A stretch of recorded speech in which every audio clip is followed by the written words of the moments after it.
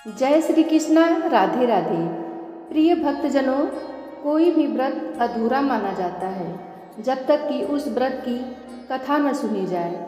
आज हम लोग भाद्रपद मास की एकादशी की व्रत कथा का श्रवण करेंगे। इस एकादशी को परिवर्तनी एकादशी, वामन एकादशी, पद्मा एकादशी के नाम से भी जाना जाता है। इस दिन भगवान विष्णु के वामन अवतार और भगवान गणेश की पूजा का विधान है। ऐसा कहा जाता है कि इस व्रत के प्रभाव से सभी पापों का अंत हो जाता है। तो आइए सुनते हैं व्रत कथा। एक बार प्रेम से बोलिए, कृष्ण भगवान की जय हो, विष्णु भगवान की जय हो। युधिष्ठिर ने पूछा, केशव, भाद्रपद मास के शुक्ल पक्ष में जो एकादशी होती है उसका क्या नाम है, कौन देवता और कैसी विधि है, यह बताइए। भगवान श्री कृष्ण बोले, हे राजन, इस विषय में मैं तुम्हें आश्चर्यजनक कथा सुनाता हूँ जिसे ब्रह्मा जी ने महात्मा नारद से कहा था। नारद जी ने पूछा, चतुर्मुख, आपको नमस्कार है। मैं भगवान विष्णु की आराधना के लिए आपके मुख से यह सुनना चाहता हूँ कि भाद्रपद मास के शुक्ल पक्ष में कौन सी एकादशी होती है। ब्रह्मा जी ने कहा, मुनि श्रेष्ठ, तुमने बहुत उत्तम बात पूछी है। क्यों न हो, वैष्णव जो ठहरे। भादो के शुक्ल पक्ष की एकादशी पद्मा के नाम से विख्यात है। उस दिन भगवान ऋषिकेश की पूजा होती है। यह उत्तम व्रत अवश्य करने योग्य है। सूर्यवंश में मंधाता नामक एक चक्रवर्ती सत्य प्रतिज्ञ और प्रतापी राजश्री हो गए थे। वे प्रजा का अपने औरस पुत्रों की भांति धर्मपूर्वक पालन किया करते थे। उनके राज्य में अकाल नहीं पड़ता था, मानसिक चिंताएं नहीं सताती थी और व्याधियों का प्रकोप भी नहीं था। उनकी प्रजा निर्भय तथा धन धान्य से समृद्ध थी। महाराज के कोष में केवल न्यायोपार्जित धन का ही संग्रह था। उनके राज्य में समस्त वर्णों और आश्रमों के लोग अपने अपने धर्म में लगे रहते थे। मंधाता के राज्य की भूमि कामधेनु के समान फल देने वाली थी। उनके राज्य करते समय प्रजा को बहुत सुख प्राप्त होता था। एक समय किसी कर्म का फल भोग प्राप्त होने पर राजा के राज्य में 3 वर्षों तक वर्षा नहीं हुई। इससे उनकी प्रजा भूख से पीड़ित हो नष्ट होने लगी। तब संपूर्ण प्रजा ने महाराज के पास आकर इस प्रकार कहा। प्रजा बोली, नृपश्रेष्ठ, आपको प्रजा की बात सुननी चाहिए। पुराणों में मनीषी पुरुषों ने जल को नारा कहा है।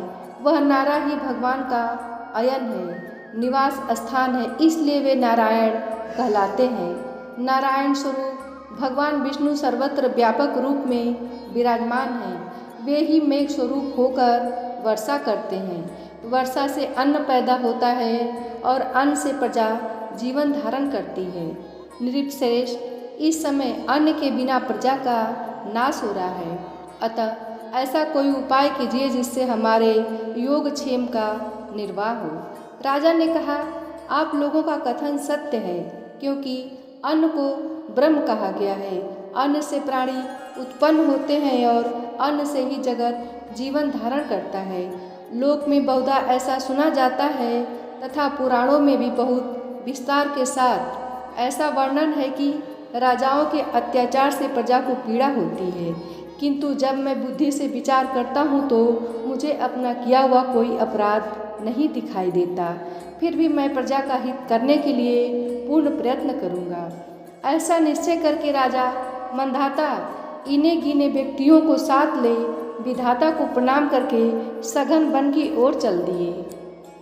वहाँ जाकर मुख्य मुख्य मुनियों और तपस्वियों के आश्रमों पर घूमते फिरे। एक दिन उन्हें ब्रह्मपुत्र अंगिरा ऋषि का दर्शन हुआ। उन पर दृष्टि पड़ते ही राजा हर्ष से भरकर अपने वाहन से उतर पड़े और इंद्रियों को वश में रखते हुए दोनों हाथ जोड़कर उन्हें मुनि के चरणों में प्रणाम किया। मुनि ने भी स्वस्ति कहकर राजा का अभिनंदन किया और उनके राज्य के 7 अंगों की कुशल पूछी। राजा ने अपनी कुशल बताकर मुनि के स्वास्थ्य का समाचार पूछा। मुनि ने राजा को आसन और अर्घ्य दिया। उन्हें ग्रहण करके जब वे मुनि के समीप बैठे तो उन्होंने इनके आगमन का कारण पूछा। तब राजा ने कहा, भगवान, मैं धर्मानुकूल प्रणाली से पृथ्वी का पालन कर रहा था, फिर भी मेरे राज्य में वर्षा का अभाव हो गया है। इसका क्या कारण है, इस बात को मैं ही नहीं जानता। ऋषि बोले, राजन, यह सब युगों में उत्तम सत्य युग है। इसमें सब लोग परमात्मा के चिंतन में लगे रहते हैं तथा इस समय धर्म अपने चारों चरणों से युक्त होता है। इस युग में केवल ब्राह्मण ही तपस्वी होते हैं, दूसरे लोग नहीं। किंतु महाराज, तुम्हारे राज्य में यह शूद्र तपस्या करता है, इसी कारण मेघ पानी नहीं बरसाते। तुम इसके प्रतिकार का यत्न करो, जिससे यह अनावृष्टि का दोष शांत हो जाए। राजा ने कहा, मुनिवर, एक तो यह तपस्या में लगा है, दूसरे निरपराध है, अतः मैं इसका अनिष्ट नहीं करूँगा। आप उक्त दोष को शांत करने वाले किसी धर्म का उपदेश कीजिए। ऋषि बोले, राजन, यदि ऐसी बात है तो एकादशी का व्रत करो।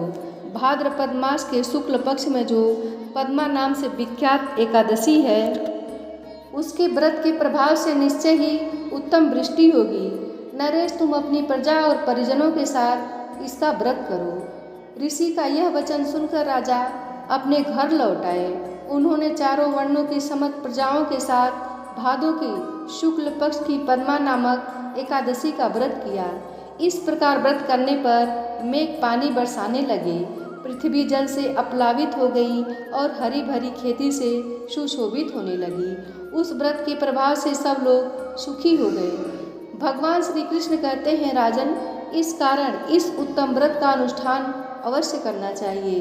पद्मा एकादशी के दिन जल से भरे हुए घड़े को वस्त्र से ढककर दही और चावल के साथ ब्राह्मण को दान देना चाहिए। साथ ही छाता और जूता भी देने चाहिए। दान करते समय निम्नांकित मंत्र का उच्चारण करना चाहिए। नमो नमस्ते गोविंद बुद्ध श्रवण संज्ञक अघौघ संख्यं कृत्वा सर्वसंख्य प्रदो भव भुक्ति मुक्ति प्रदश्चैव लोकानां सुखदायक। अर्थात बुधवार और श्रवण नक्षत्र के योग से युक्त द्वादशी के दिन बुद्ध श्रवण नाम का धारण करने वाले भगवान गोविंद आपको नमस्कार है, नमस्कार है। मेरी पाप राशि का नाश करके आप मुझे सब प्रकार के सुख प्रदान करें। आप पुण्य आत्मजनों को भोग और मोक्ष प्रदान करने वाले तथा सुखदायक हैं। राजन, इसके पढ़ने और सुनने से मनुष्य सब पापों से मुक्त हो जाता है।